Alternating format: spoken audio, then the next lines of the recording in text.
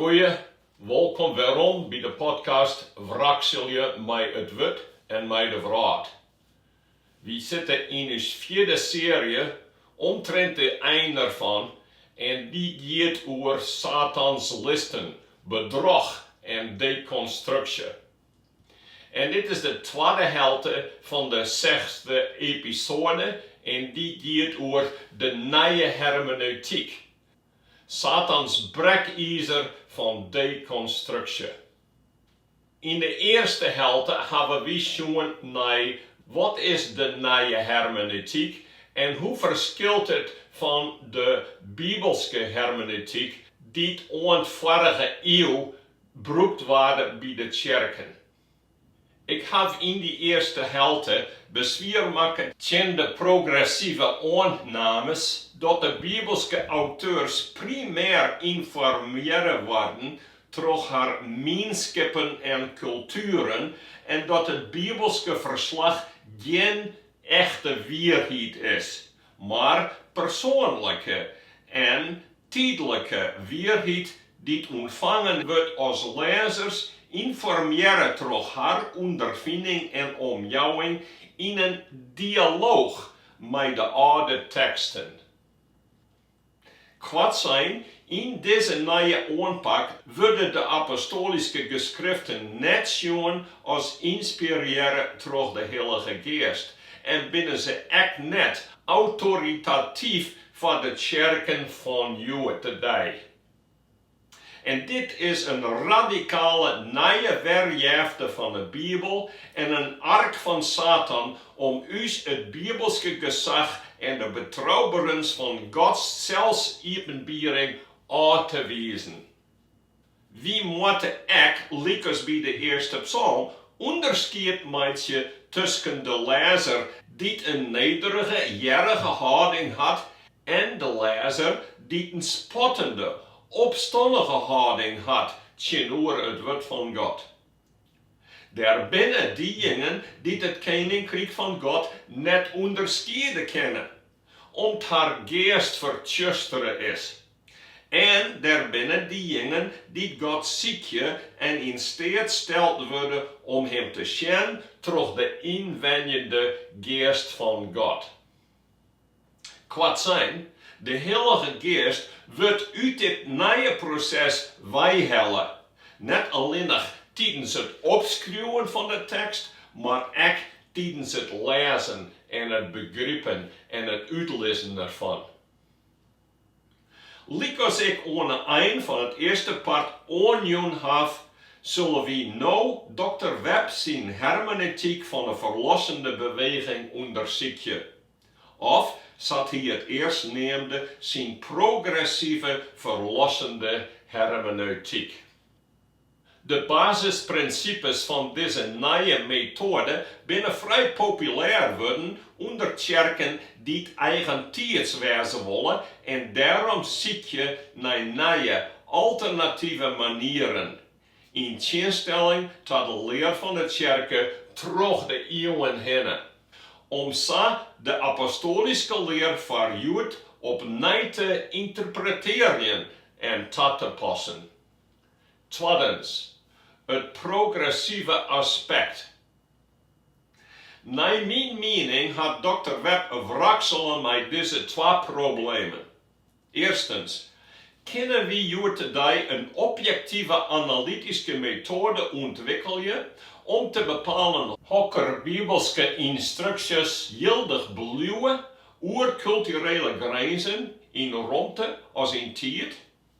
Het klassieke voorbeeld is Paulus' instructie om een woord te groeien met een heilige tijd. Betekent dat dan dat we als broeren toetsen moeten als we bijeenwaar komen in het kerkengeerkomsten? Waarom wel? Als waarom niet? Hoe kunnen we dan bepalen welke apostolische instructies transcultureel binnen en echt nou nog geldig binnen voor ons in de westerse wereld van de 21ste eeuw? Nou, als antwoord leverde Dr. Webb een transculturele testkit, zou ik het maar nemen, met 18 testen om te bezieken of een instructie accepteren worden wordt als transcultureel en zodoende bindend voor de kerken van alle tijden en plekken. En tweedens, waarom binnen de kerken zo wifkend en net rewest om vrouwen tot te litten in alle kerkenambten, inclusief de rollen van ouderling en dominee? Het lijkt erop dat de wereld waarin we leven liefdevoller en eerlijker is, troch rechten, privileges en posities voor mannen en vrouwen lijkt te matchen.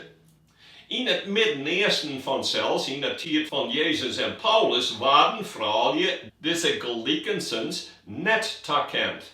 Maar moeten we net met de tijd meegaan en de Joodse accepteren standaard van rechtvaardigens liever hebben als de leer en de praktijken van Jezus en zijn apostels in die tijd?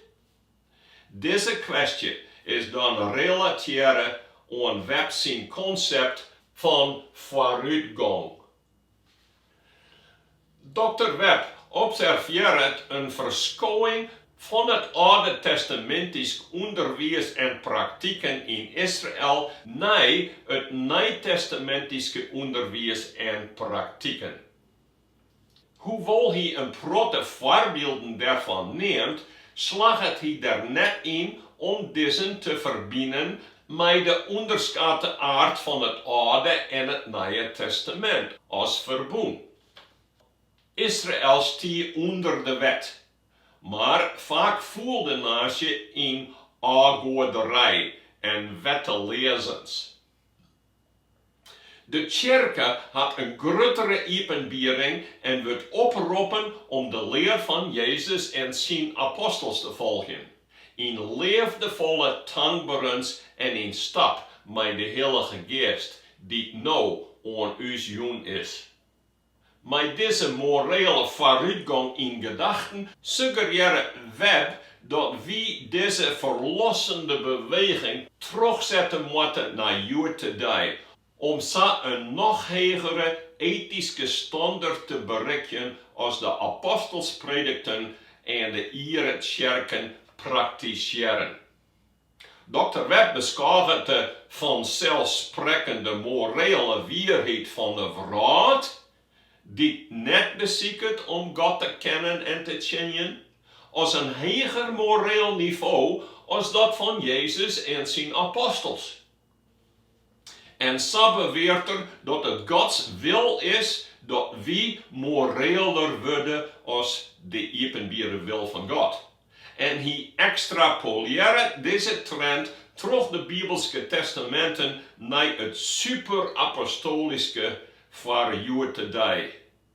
En zo loopt er een lijn van de oude leer en praktijken van het Oude Testament terug het Nieuwe Testament, wat er sjocht dat het beter gaat, naar heden. En zo moeten we die terugloeken. Net volgend naar wat de apostels zeggen, maar wat de apostels schijnen te doen met een vooruitgang van het Oude naar het Nieuwe. 3. Jezus wees naar zijn ultieme ethiek. Als de apostolische leer net de standaard is voor heden, wat dan definieert de super-apostolische als ultieme ethiek, zoals Webb het neemt. Want die moet dan functioneren nevens hem als ons betere Joodse standaard voor wierens en goedens. Behalve als er een duidelijke bibelske instructie is in de leer van Jezus zelfs, binnen zulke ultieme waarheden waarschijnlijk aanlaat van naar alle gedachten van zelfsprekkende waarheden van heden. Het Oude Testament openbaart Gods goede wil voor zijn glorie en voor de zegen van de mensheid. In de wet, de boeken van Mozes en in de profeten. Het Nije Testament openbaart Gods goede wil in het evangelie van Jezus de Christus en troch de brieven van zijn apostels, die beneemd en leerd worden troch Jezus en troch de Geest ook laat worden in haar instructies aan de kerken. Jezus zei dat Mozes in reactie op de huddens van de Joodse herten scheiding tastte als daar een bepaalde garage bij was. Maar Jezus, die ik nevens de Hebreeënbrief als super-Mozes sjocht, beweert dat het net het geval was van het begin aan, omdat God scheiding had. De term porneia in de Griekse Bijbel, die verwijst naar seksuele immoraliteit als een serieuze zonde, verloren blijkbaar in een ren van de tijd van beschutting. Om een grotere zuiverens van godvruchtige leven verschreven wordt in de geest leerde ihre kerken als in de meesten van het Oude Testament, die onder de wet leven. Laten we zien naar Jezus zijn ultieme ethiek, aangaande het huwelijk, scheiding en seks. En daarvoor gaan we naar Matthäus 19. Daar kwamen ook fariseërs bij Jezus om hem te hefken, vragen die, mij een man zijn vrouw voortsturen, om wat voor reden dan ook? Hij antwoordde, hebben jullie in de schrift net lezen dat de schepper van begin aan haar een man en vrouw maken had en dat er zijn had, daarom moet een man zijn heid en mem verlitten om hem zelfs helemaal te binden aan zijn vrouw en die twee zullen volslaan één wezen. Het binnen dus net meer twee, ze binnen één worden. Nou, wat God verbonden had, mij de meeske net scheiden. Ze zeiden, waarom had Mozes us dan verschreven om de vrouw een schedelbrief mee te gaan als ze voortstuurd wordt? Hij antwoordde haar, het wie vanwege jemme huddens dat Mozes jem tasteen had om jem vrouw voor te sturen. Maar in het aanbegin wie dat zo net. En ik zeg jemme, als iemand zijn vrouw voortstuurt, behalve in geval van ontucht, en hij trouwt mij een oren, dan breekt zo'n iemand de trouw. De leerlingen zeiden, als de positie van de man zo is voor de vrouw oor, dan kan men beter maar net trouwen. Hij zei tegen haar, dat wil net elke een aan, alleen die het jong is. Gewoon binnen van ben aan net in staat om te trouwen. En oren hebben de meesten zo maken. Maar er binnen ook gewoon die van trouwen aansjoegen om de zaak van het hemelse rijk. Laat elk die ken deze les verstaan. Observaties. Jezus beweert dat er bij de schepping een hogere morele standaard bestaat voor zuiverens. Maar dat deze verdaan wie door de huddens van de meeste herten. En Jezus komt met een hogere morele standaard voor zijn volk en belooft en jou dan ook haar zijn geest om haar de kracht aan om het ook in praktijk te brengen. Zo, nevens Jezus zijn oorspronkelijke en hogere standaard moeten zijn volgelingen net scheiden en geen seks buiten het huwelijk hebben. Want doet Jezus zijn ethiek oor scheiding uitleidt, antwoorden zijn leerlingen, waar zal dan trouwen?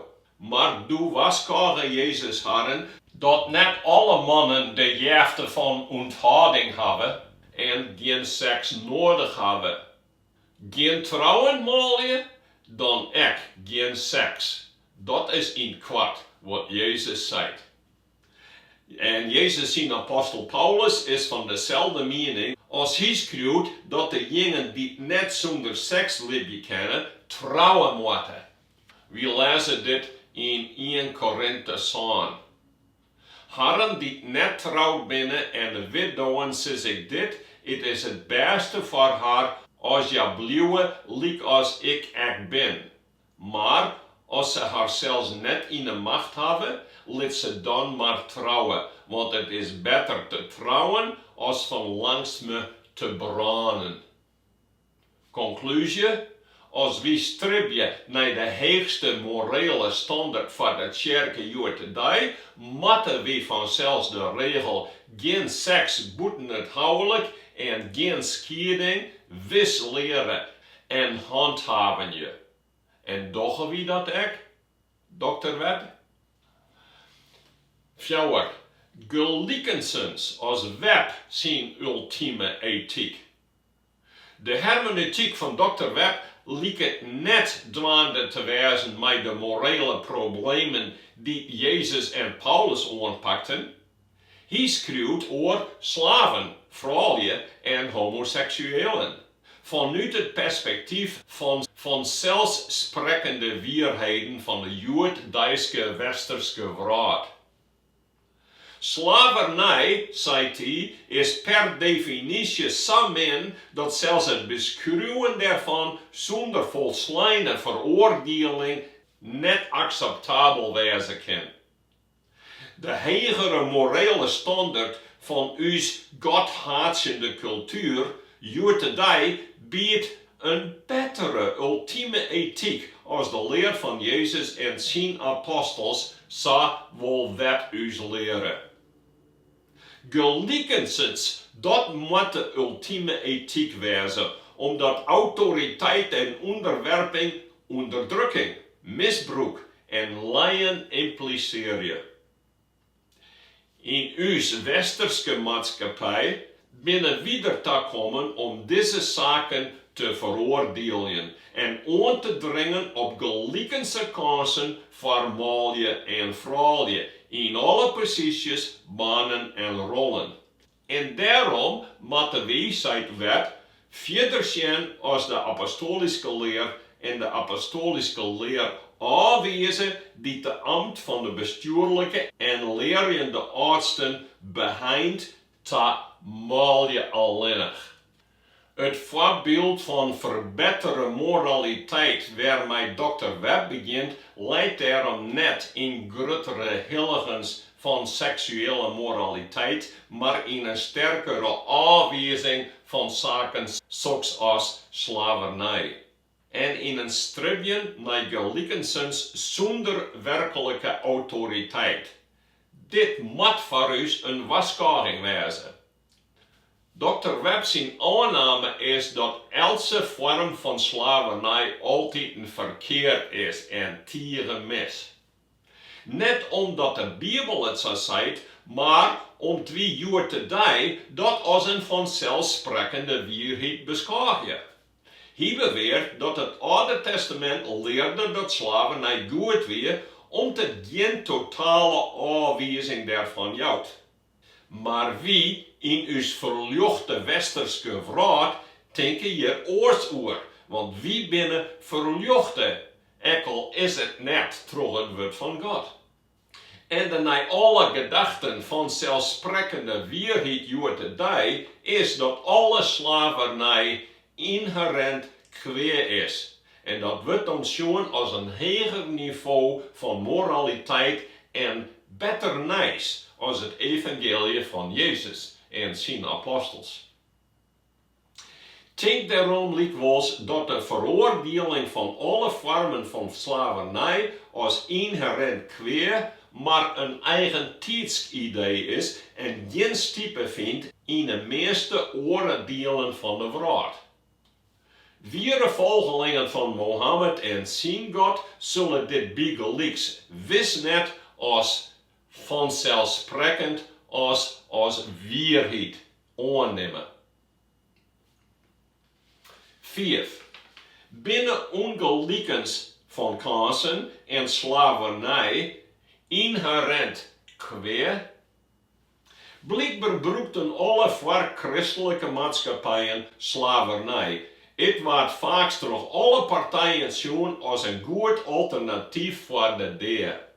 In Friesland denken we beter dyt als slaaf, maar ook dat doogt net in de geschiedenis. Door grote pier als vrijheidsstrijder optuigt, door hier er eerst net in te rekken dat bij het vechtje geen één leader hier eens tjener wordt van Karel van Gelderen als een oorlogleider die graag de macht over Friesland oornam. Bob Dylan zei ook al, elsen een had wel een heer die er tjenje moet. Als het God net is, dan is het de duivel wel. Slavernij wordt vaak door alle partijen zien als een goed alternatief voor de dyt. Troch uit de Bijbel zullen we dat ook. De Gibeonieten dachten dat slavernij beter was als de dyt, doet ze bij Josia kwamen om hem te overtuigen dat ze net in Kanaan wennen, maar kwamen van een land 4 voort. Josia 6. De slavinnen in het huis van Naaman hadden van haar maîtresse en haar man, die haar stad overvallen hier en haar als een tjenstvaam meegenomen hier voor zijn vrouw. 2 Koningen 5. Ek meisken letter die al haar bezittings en middels van oorlibjen verlen hiene maar één optie, haar zelfs verkeerpje als slaven, als onder de Joden tijdelijke slaven. En dit wordt weer beschouwd als een beter alternatief voor de dyt. In de tijd voor Christus dan wie slavernij gewoon onder alle volkengroepen. Maar in het Oude Testament jouwt God slaven een grotere waardigheid en bescherming om ze ook naar Gods beeld schepen binnen. En Israël moest bedenken dat ja ook slaven west hier in Egypte. Als Gods volk in vertrouwen en gergens aan haar master libje wil, dan zullen ze masters wezen in het land. Maar als ze weigeren dit te doen en andere masters volgen, dan zullen ze weer slaven worden. Paulus beziekt net slavernij af te schaffen, maar te hervormen. Hij wil wel dat Philemon zijn slaaf Onesimus vrijliet, om Jezus de ware master voor haar beiden worden is. En hij adviseert ook christelijke slaven om vrijheid van menselijke slavernij te accepteren, zodat ze Christus volslijner kennen kennen. Als hij Gods tjeners aanmoedigt om vrijgezel te blijven, als ze de jefte van onthouding hebben, om dezelfde reden. De trouwde persoon tjent Christus en haar partner, wils de vrijgezellige christen haar zelfs volslijner wijden kan aan Christus als haar enigste master. In de geschiedenis van de afschaffing van de slavernij wie de Bijbel eens het fundament. Als je begeleidst de biografie van Erik Metaxas over William Wilberforce lezen, dan is dit volslijn duidelijk. Voor Jezus wie het aanwijzen van de slavernij geen fansels-sprekkende waarheid. Maar in de kerkgeschiedenis wie het net ongewoon dat de jingen die profiteren van de slavernij een eigen tegendienen voor de Bibelske aanwijzing van misbruikende slavernij en ook de slavenhandel. In ons postmoderne en postchristelijke wereld hebben we Gods standaard van recht aanwijst. En zo binnen we in cultureel relativisme te landen komen, wat uiteindelijk min nice zal wezen voor ben, vrouwje, de trouwe kerken, maar echt voor recht en veiligens en vrede en welvaart in de hele westerse wereld. Maar de aanpak van Dr. Webb lijkt duidelijk. Als wie ophouden te schrikken, als Gods woord bespot wordt over het onderwerp slavernij, dan kunnen we vaak rijwijzen van de oproep van Dr. Webb dat vrouwen in de kerken juurtedij artsen en pastoren wezen moeten kennen.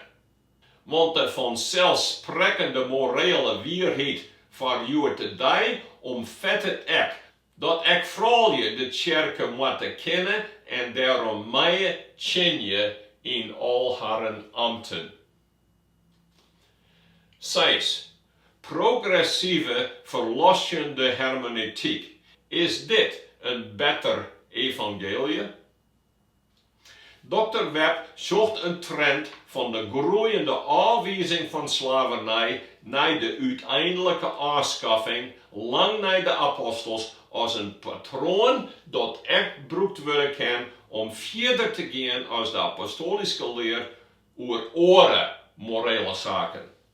Jezus respecteerde Godvruchtige vrouwen en zonders die naar hem kwamen voor recht als help.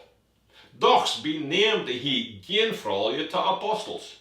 De apostels ook accepteren dat vrouwen openlijk profeteren en bidden zullen tijdens kerkgeerkomsten, maar ze eisen dat alleen nog geschikte mânlju verantwoordelijk zullen wezen voor formeel onderwijs als preken tijdens de eredienst. Nou, als wie Paulus beschouwen als gewoon een man, die zelfs in zijn Bibelske auteurschap Gods waarheid net schreeuwen had als schreeuwkoe, dan ondermijnt en versmiedt het de apostolische autoriteit. En op deze wijze wordt de Bijbel net accepteren als het woord van God en als gezaghavend voor ons, juurtedij. En zo wordt de fundamentele overtuiging van de kerken voor zowat 2000 jaar afgewezen. En het postmoderne leven vormt nou een nieuw etnocentrisch perspectief. Dat de kerken altijd een verkeerswest heeft, maar dat wij juurtedij de zaken beter zien kennen dan alle andere tijden en plakken dat kunnen. De afschaffing van slavernij versmiedt de Bibelske leer net. Liever, het kwam daaruit voort. Het aanhouden dat vrouwen als artsen in de kerken accepteren worden moeten, versmiedt likwijls de apostolische leer over deze zaak en impliceert dat wij een hogere moraliteit aannemen moeten als de apostolische leer voor een nieuw en super-apostolisch tijdrek. Dr. Webb neemt zijn Nije Hermeneutyk, doet ik zijn student weer de progressief verlossende hermeneutiek.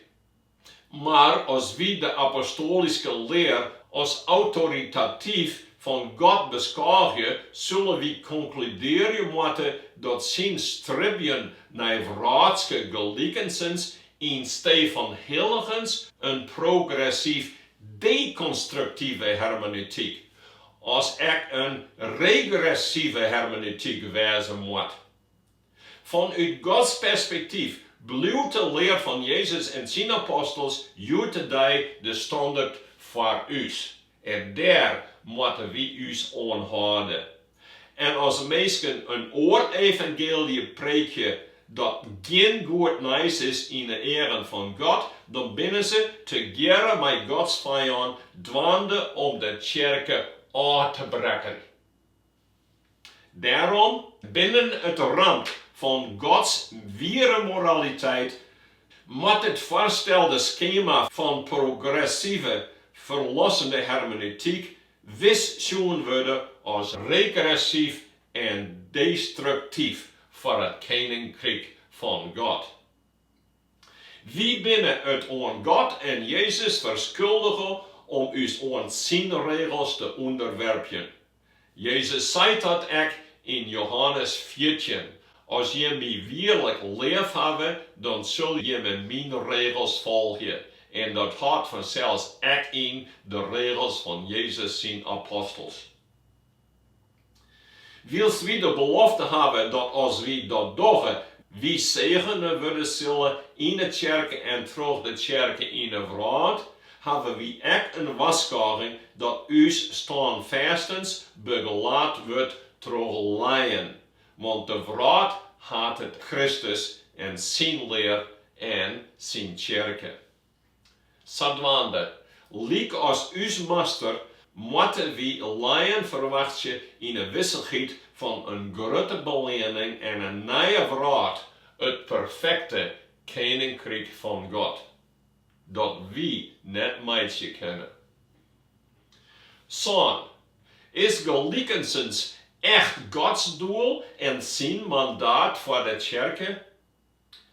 Jared Diamond, die bezocht had de wortels van ontwikkelingsongelijkens in menselijke populaties te ontrafelen, zegt dat gewoon delen van de aarde meer en betere bronnen voor landbouw hebben in de vorm van zoogdieren en gewaksen als oren dat hebben.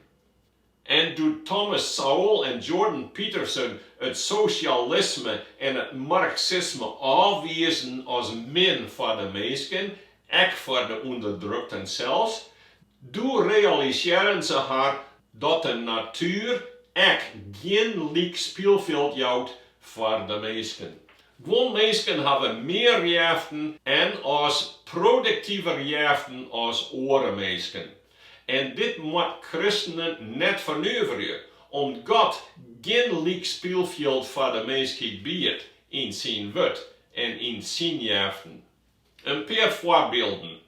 Abraham, Jacob en Isaac waren gekozen als de patriarchen voor Gods uitgekozen volk.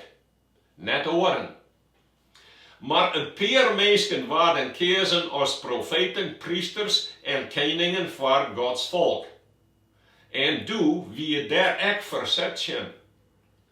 Jezus begon zijn dienst in bezet Israël, net in oorlogen. Jezus kies 12 mânlju om zijn apostels te wezen, net meer en ook geen vrouwje. Jezus spreekt in gelijkenissen om de meeste mensen zijn leer nooit ziekje zijn als begrippen zonen. En in Jezus zijn gelijkenissen zorgen we dat de dienstfeinden net dezelfde jaften en net hetzelfde oorleen krijgen. Chorazin en Bethsaida wien het sjoegen van Jezus zijn grotere wonders als Sodom en Gomorra. Als die laatste plakken diezelfde wonders schoon hienen, zullen ze haar bekeren hebben, zei Jezus. Nou dan, waar komt dan die idee bij dat gelijkens als gelijke kansen Gods ultieme morele ideaal is, die we nastreven moeten als het hoogste doel? Als het net uit het Oude Testament komt, als uit de leer van Jezus en zijn apostels. Komt het dan net van zijn vijand, die altijd en weer het menselijk verstaan influistert? Oneerlijk, oneerlijk. Is dat net wat de slangen even influisteren zo lang leen in het paradijs? Jordan Peterson had suggereren dat de moordnerige haat en oergunst van Karl Marx niet nijswienen. Om te beginnen met kaam die het oergunstig weer op Gods grotere zegeningen voor zijn broer Abel. Nou, in deze cultureel marxistische manier van denken wordt alle autoriteit zien als onderdrukkend en kweer. En niemand wat verteld worden door de dag om haar te onderwerpen aan wat of wat dan ook. En dit is grif in strijd met het woord van God. En toch hebben de deconstructieve kerken deze manier van denken aangenomen als fansels-sprekkende waarheid, die Satan gebruiken kan als een brekizer om de kerken stikken te maken.